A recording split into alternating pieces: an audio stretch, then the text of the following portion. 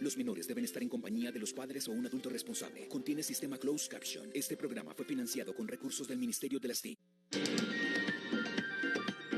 RTVC Noticias del Mediodía.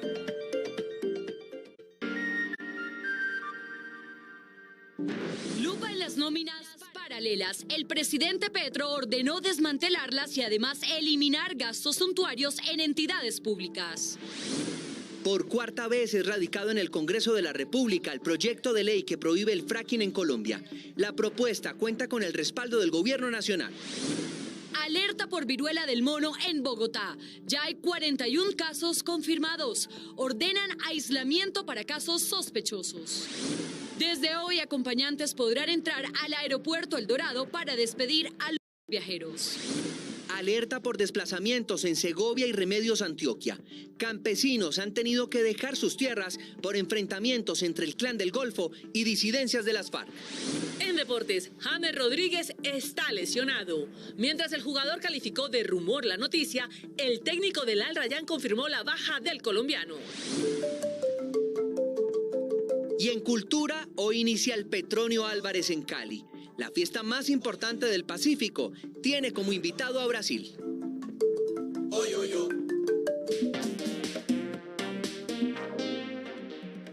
¿Qué tal? Buenas tardes, bienvenidos a RTVC Noticias del Mediodía, somos el noticiero de todos.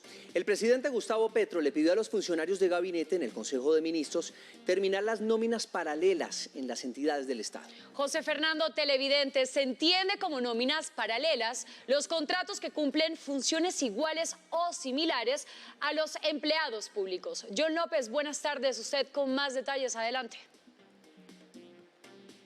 Hola Carolina, José Fernando y televidentes, muy buenas tardes. Sí, mire, esa fue la primera orden que dio el presidente Gustavo Petro a su Consejo de Ministros. Esto con el fin de reducir los gastos en las diferentes entidades gubernamentales y de esta manera comenzar esa transformación hacia un gobierno más austero. El anuncio lo hizo el presidente Gustavo Petro a través de su cuenta personal de Twitter, donde escribió lo siguiente, abro comillas, he dado la orden en Consejo de Ministros de desmantelar todas las nóminas paralelas que existan en las entidades públicas y de eliminar todo gasto suntuario o superfluo. Esto en lo que tiene que ver con esa primera orden dada a sus ministros. Ya en lo que respecta a la agenda de hoy del presidente Gustavo Petro, se reúne a esta hora con los alcaldes que integran Asocapitales. Hasta aquí, hasta la Casa de Nariño, llegaron los diferentes alcaldes con peticiones, algunas propuestas para que puedan ser tenidas en cuenta dentro del gobierno del presidente Gustavo Petro sobre las necesidades que tienen cada una de sus ciudades. Uno de los puntos especiales de este encuentro será la reunión que sostenga el presidente Gustavo Petro con la alcaldesa de Bogotá, Claudia López, y donde, por supuesto, el tema del metro de Bogotá estará sobre la mesa. Al respecto de este encuentro con Asocapitales se refirió el alcalde de Bucaramanga, Juan Carlos Cárdenas, presidente de esta entidad. Los alcaldes estamos como primera línea de la democracia y queremos de alguna manera participar proponiendo soluciones a tanta necesidad que tenemos como temas de sistema de transporte público masivo, cambio climático, seguridad integral en las ciudades y muchos temas que esperamos poder articular una mesa de diálogo. Otra de las noticias que se han generado en las últimas horas en la Casa de Nariño es el traslado del lugar de la Espada de Bolívar, que ahora se encuentra ubicada justo en la entrada de los visitantes al Palacio, para que todos aquellos que quieran observarla pues puedan tenerla a la mano. Recordemos que este fue uno de los símbolos de la posesión del presidente Gustavo Petro y donde estuvieron puestas prácticamente todas las miradas durante esta ceremonia. Uno de los primeros visitantes que tuvo la oportunidad de ver esta Espada de Bolívar allí, en su nueva ubicación, fue el ex senador Antonio Navarro Wolf, también ex militante del M-19, fue invitado especial por parte del presidente Gustavo Petro para que mirara la Espada de Bolívar en su nuevo sitio, y recordemos también que fue Navarro Wolf quien devolvió la espada que había robado en su momento el M-19 al gobierno de ese entonces como símbolo de resiliencia y de paz. Ya en lo que respecta con el tema tema de los ministros. Mañana a las 8 de la mañana será la posesión de los ministros faltantes cuando aún no se conoce el nombre de quién será o la persona que estará al frente de la cartera de ciencia. Esto es todo por el momento, compañeros, desde el centro de Bogotá.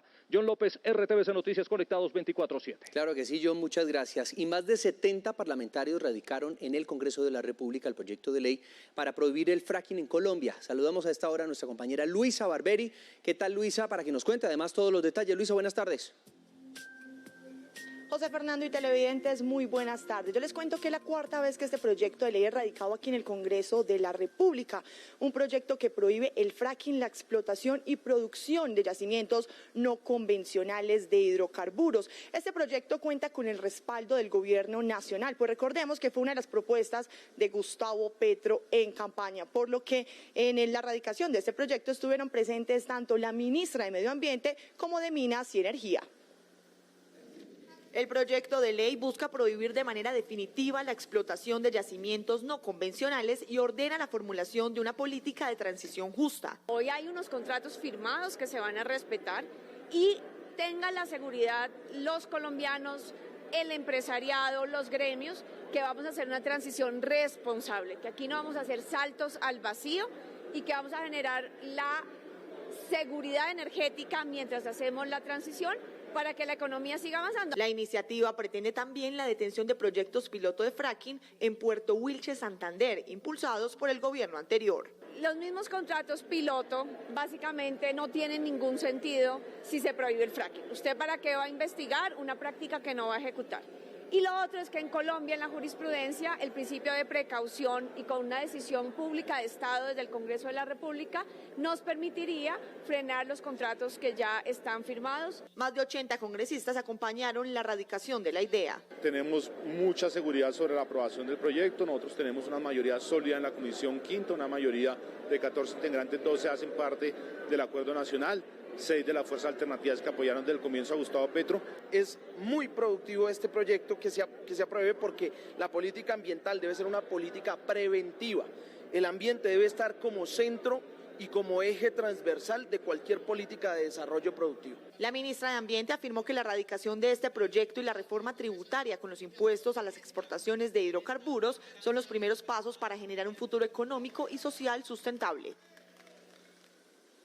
Inicialmente será la Comisión Quinta del Senado la que tendrá la responsabilidad de hacer el primer debate de este importante proyecto para el país. Desde el centro de Bogotá, Luisa Barberi, RTVC Noticias, conectados 24/7. Luisa, muchas gracias por la información. Y el presidente del Senado, Roy Barreras, defendió la reforma tributaria radicada por el Gobierno Nacional ante el Congreso, asegurando que con ella podrán comer mejor los menos favorecidos del país. En la reunión que adelanta en Cali con el bloque parlamentario del Pacífico, el congresista dijo que la reforma tributaria va acompañada de la ley contra el hambre, que busca mejor alimentación para los más pobres de Colombia. Se ha dicho ante la opinión pública de manera equivocada y en las primeras horas de la reforma que va a cargarse con impuestos a la comida de los más pobres. Eso es porque a los más pobres les han dado a comer basura, comida que no es nutricional, les han dado a beber aguas azucaradas y comida de la no mejor calidad en embutidos. Qué bueno que paguen impuestos a aquellas comidas de baja calidad que además generan un problema de salud pública. Y la senadora Piedad Córdoba fue hospitalizada nuevamente en la clínica del Rosario de Medellín.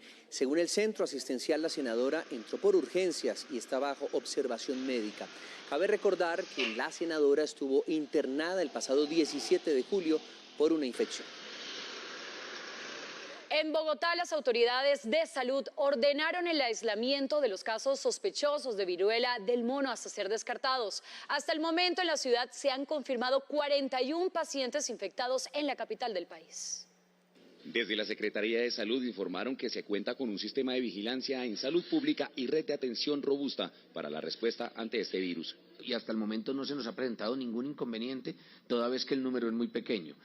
En el Aeropuerto Internacional El Dorado, como en todos los aeropuertos y puertos del mundo, está decretada una alerta para que tengamos cuidado con las personas que llegan de otras partes y presentan algún tipo de síntoma. Asimismo, hicieron un llamado especial a las personas que identifiquen síntomas relacionados con la viruela símica para que se aíslen. Si yo tengo un brote en una parte del cuerpo que no está expuesta, vamos a suponer que sea en el vientre, si yo no cuento, nadie se va a dar cuenta que yo vengo con un brote. Es muy importante que cada persona sea responsable y corresponsable con los demás. Las autoridades recordaron pedir mayor información en la línea 123 o su EPS. En el Aeropuerto Internacional El Dorado de Bogotá, los familiares de viajeros podrán nuevamente despedirlos y recibirlos en los pasillos. Nuestra periodista Laura Rojas se encuentra en el lugar para mostrarnos el panorama. Laura, buenas tardes. José Fernando, sí, estas son buenas noticias para acompañantes y familiares de viajeros que no habían podido ingresar a este pasillo durante 2 años, que recordemos esta medida se había tenido para evitar el contagio masivo de COVID-19. Como ustedes pueden observar, ya el paso está habilitado para estas personas que culturalmente ya venían haciendo estas despedidas o recibimientos con pancartas y abrazos. Hablamos con ellos y ellos nos aseguraron que están contentos con las medidas. Pues felicidad, mucho gusto pues porque se vuelve a empezar a sentir el calor humano. Es una acción muy buena, sí, porque a veces nos sentíamos muy tristes y aislados y de verdad que muchas personas caían en depresión por esto. Espectacular la medida, podemos entrar al aeropuerto ya a esperar a los familiares sin ningún percance. Carolina y José Fernando, dicho lo anterior, es importante recordar que las medidas de bioseguridad continúan vigentes, como el uso del tapabocas. Desde el aeropuerto El Dorado, Laura Rojas, RTVC Noticias, conectados 24/7. Hay alerta en Segovia y Remedios Antioquia por enfrentamientos entre grupos armados ilegales. Las autoridades advierten un posible desplazamiento masivo. Este es un informe de Wilson Cartagena, periodista de la Radio Nacional de Colombia.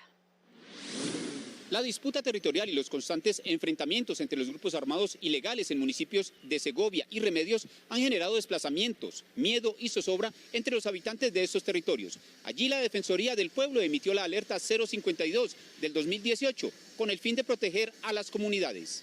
Hemos encontrado el abandono y cómo diferentes actores armados se han venido incrementando en presencias territoriales, generando todo miedo y zozobra entre la población.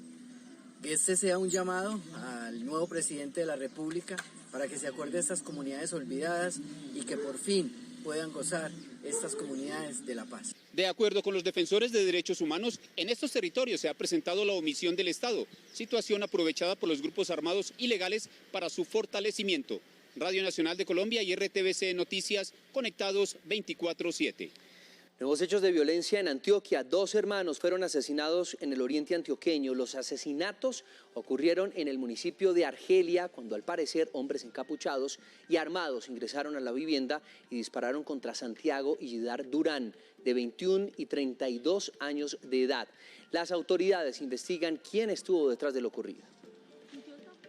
Hay alerta por 2 casos de abuso sexual en un colegio de Cartagena. En 2022 la policía ha capturado a 72 personas por este delito en Bolívar. Aparentemente un joven de 18 años que hace parte de una institución educativa en el grado 11 y que cumple labores de alfabetización en estos grados primaria, posiblemente habría hecho unos tocamientos a estas niñas. Una vez denunciado este hecho, lo que hace la Policía de Infancia y Adolescencia es entrevistarse con los padres de familia. Ya al momento lo que se ha hecho es la entrevista psicológica con las menorcitas y en el día de hoy se hace la evaluación física como tal. Los mandatarios del Pacífico solicitaron un acuerdo humanitario para garantizar la paz en la cumbre de alcaldes.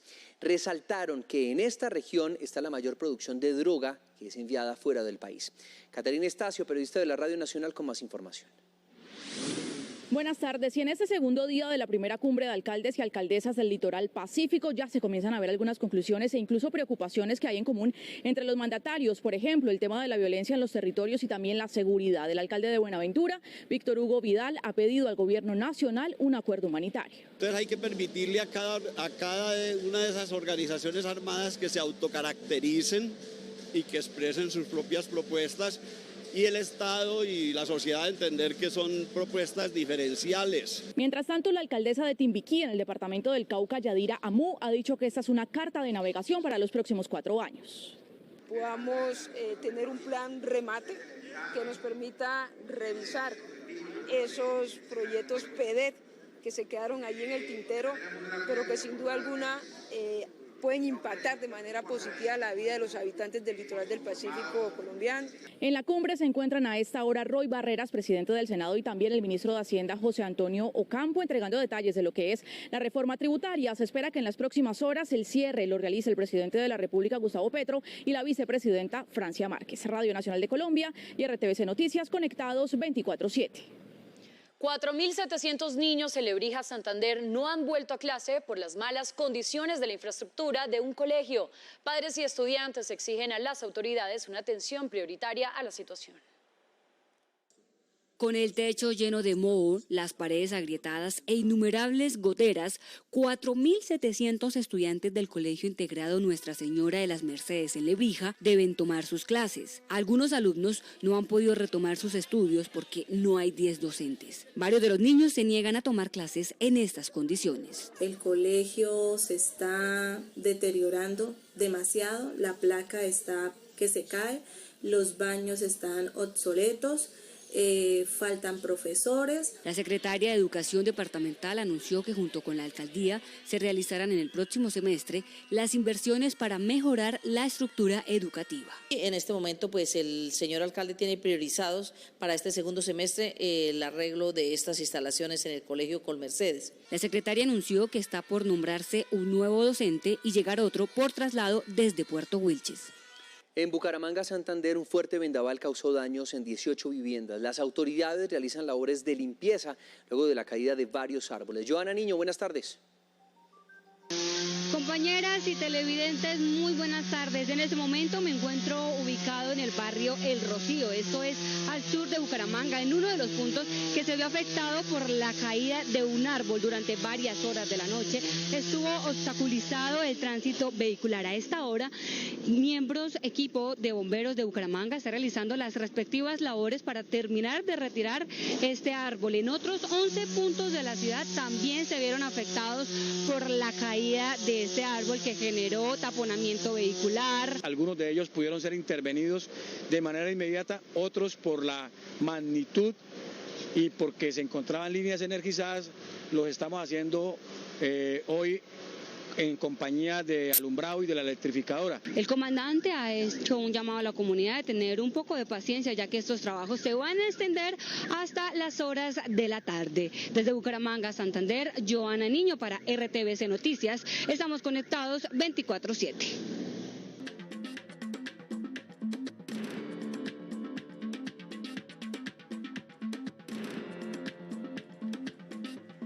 Información del mundo. La tensión en Asia sigue en aumento. China, por un lado, entra en la etapa final de los ejercicios militares que efectúa en el estrecho que la separa de Taiwán. De otro lado, asegura que no titubeará en usar la fuerza para recobrar el control sobre la isla. Este corredor jamás había tenido que ceder y de esta forma su vocación comercial. El estrecho entre China y Taiwán es una avenida marítima colosal por su capacidad de ser el nodo asiático con el mundo. Ni a China ni a Taiwán les conviene frenar la dinámica comercial, dejar de vender sus productos, cerrar los puertos, cerrar las vías marítimas. De realizarse sería una consecuencia muy grave para sus economías y en general también para la economía global.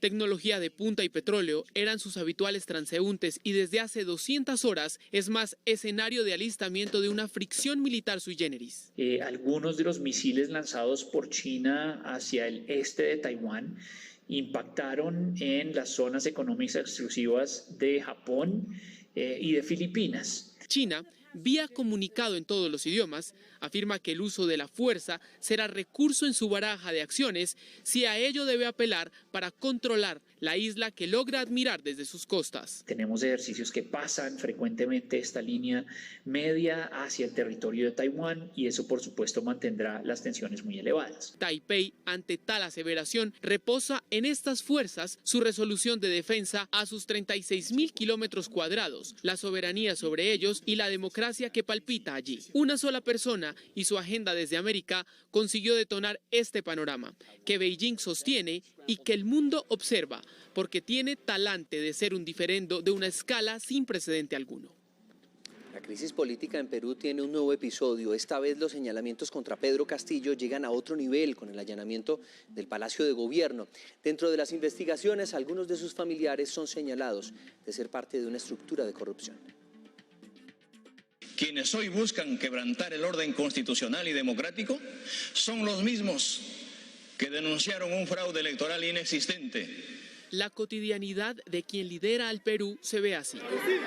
Lejos de los quehaceres propios de un gobierno, la rutina de Pedro Castillo es más una que se blande entre defenderse. Lo cubriría, lo diría, si usted supiese dónde y si ustedes lo han visto, díganlo dónde está. Las investigaciones que se apilan en su contra y su intento casi diario para conformar un ejecutivo. Hubo 0%, lo que es muy grave, de respuestas por parte del presidente de la República. Nuevamente una crisis en Perú. El maestro que llegó a ser presidente ahora suma este episodio. Las 3 horas en las que el equipo de fiscales y efectivos de la División de Investigación de Delitos de Alta Complejidad revisaron su residencia, el Palacio de Gobierno, en búsqueda de su cuñada, señalada de liderar una estructura para efectuar licitaciones irregulares. Está involucrada igual en simultáneo en una investigación por parte del Ministerio Público, Fiscalía, que es el de tráfico de influencias para influir efectivamente en obras públicas, en licitaciones, en concesiones de obras públicas que corresponden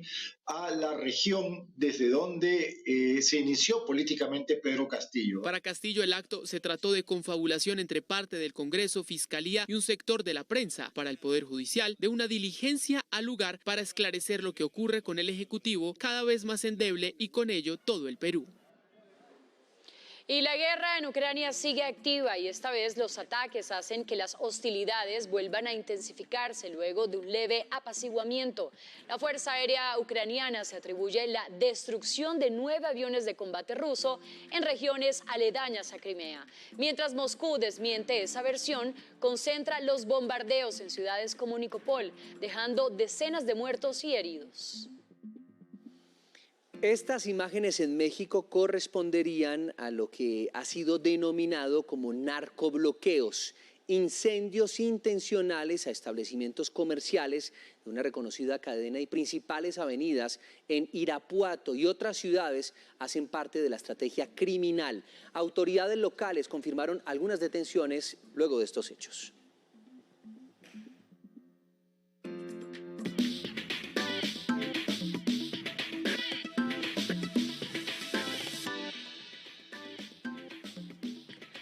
Y 42 minutos, hablemos de deportes. Luego de haber desmentido los rumores sobre una posible lesión, James Rodríguez se vio comprometido por las palabras de su entrenador del Al Rayyan, Nicolás Córdoba. El chileno confirmó que el colombiano está en recuperación.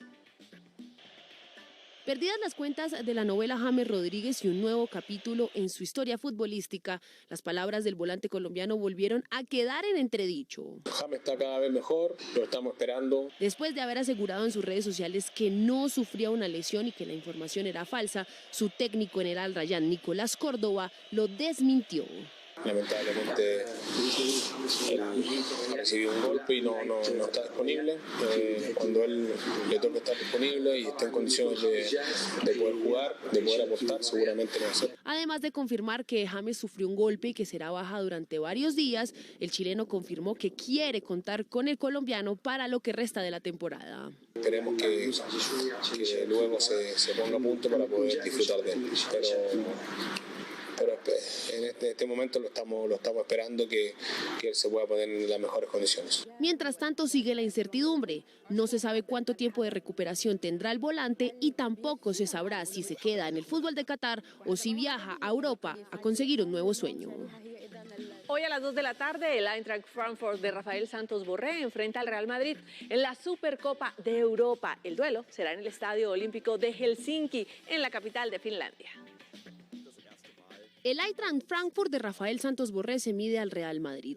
Borré conoce bastante bien a un equipo al que tuvo la oportunidad de enfrentar en la Liga Española. Para esta final, para nosotros va a ser importante que como equipo estemos sólidos, estemos fuertes, que estemos concentrados. Pese a haber caído ante el Bayern Múnich en una goleada histórica en la Bundesliga, los alemanes saben que tienen que cambiar para plantarse ante el equipo campeón de Europa. Nos dimos cuenta que como equipo, si no estamos compactos, si no estamos sólidos, si no ganamos los duelos individuales, si por ahí nos dejamos superar en muchos aspectos, somos un equipo que la puede pasar mal. Por el lado merengue prima la confianza y están positivos para este duelo en Helsinki. Tenemos mucha confianza por este partido. Es verdad que ganar la Champions League nos ha dado mucha ilusión, esta ilusión sigue. A las 2 de la tarde será este compromiso que definirá al rey absoluto de Europa. Con victoria del América de Cali concluyó la fecha 6 de la Liga Colombiana. Repasemos las acciones del compromiso disputado en el estadio Pascual Guerrero, compromiso que se hizo a puerta cerrada y en el que el América pudo volver nuevamente al triunfo, sumar de a 3, primera victoria que tiene en lo que va de este segundo semestre. Ahí estaba la celebración de Gianfranco, que logró meter el primer gol en el minuto 18, el segundo llegaría a través de Daniel Hernández en el minuto 42. Gracias a esta victoria, en la que ganaron 2-0 Águilas Doradas, pudieron sumar 6 unidades y ascender varias posiciones en la tabla. Están ahora en la casilla número 13. Diana Peñuela se quedó con la etapa 2 de la Vuelta a Colombia Femenina, que ustedes están disfrutando por nuestra pantalla, por Señal Colombia. En el recorrido entre Paipa y Villa de Leyva de 101 kilómetros, la ciclista del DNA Pro Cycling Team conquistó su segunda victoria del evento y así la campeona nacional está ratificando su liderato en la clasificación general de la 7ª edición de este importante certamen. Como el pasado martes, recuerden, Lina Hernández y Carolina Vargas fueron justamente hoy nuevamente segunda y tercera en la fracción. De nuevo, la invitación es para que ustedes se conecten con nosotros y puedan disfrutar de esta Vuelta a Colombia Femenina mañana jueves a partir de las 10:30 de la mañana. Hasta acá, la actualidad deportiva.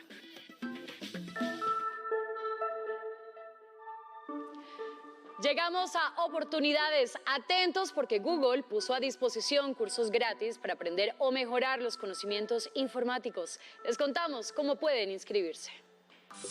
En oportunidades de cursos digitales gratis, vaya a la página inthecloud.withgoogle.com. Allí aparecerán 3 opciones. Seleccione Aprende, donde se van a desplegar algunos cursos como Atelier Digital, Tech Hub, Grasshopper, entre otros. De clic en Registrarse, donde tendrá que diligenciar sus datos personales. Finalizado el proceso, le darán un nombre de usuario y contraseña individual. Atentos, porque los cursos tendrán acceso ilimitado a los contenidos durante un periodo de 30 días. ¡Ojo! Este curso fortalece las habilidades básicas de TI, datos e infraestructura en la nube. Y muy importante, recuerde que si quiere seguir informado 24/7, nos encuentra en todas nuestras redes sociales como RTVC Noticias.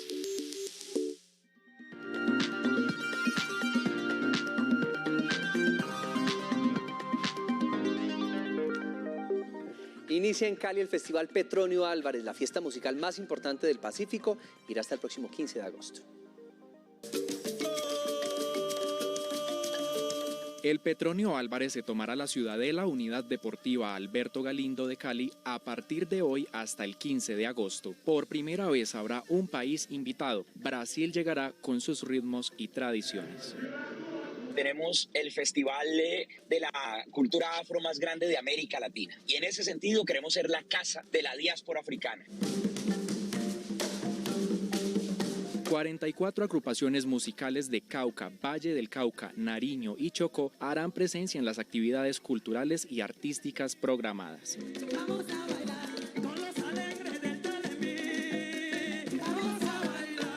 tenemos a invitados especiales. Chucky Town, Totola Momposina, a Zuli Murillo de Chocó, a Nidia Góngora, a Susana Vaca de Perú. Durante los 6 días del festival se rendirá homenaje a los maestros musicales Leonidas Valencia y Octavio Paneso, reconocidos directores de orquestas chocuanas.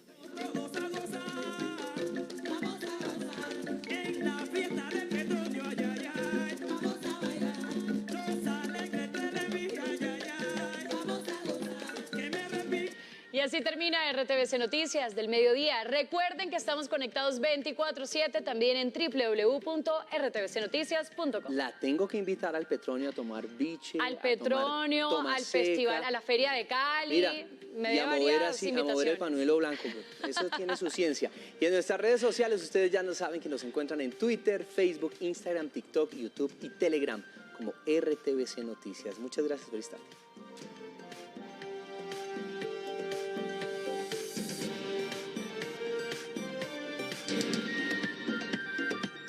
RTVC Noticias del Mediodía.